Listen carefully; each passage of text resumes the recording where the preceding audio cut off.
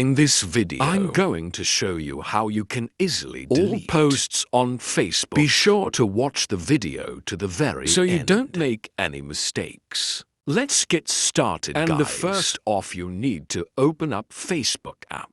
After that, top right here at your profile picture, head over to your Facebook profile page. Then tap at these three dots. After that, tap at activity log. Then tap at your Facebook activity right here. Tap right here next to pause and select your pause photos and videos.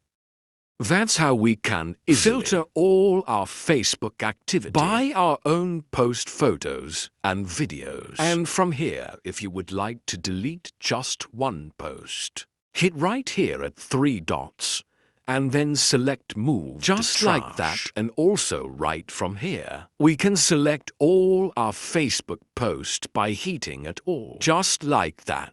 And then to move them to the trash all at once, just hit right here.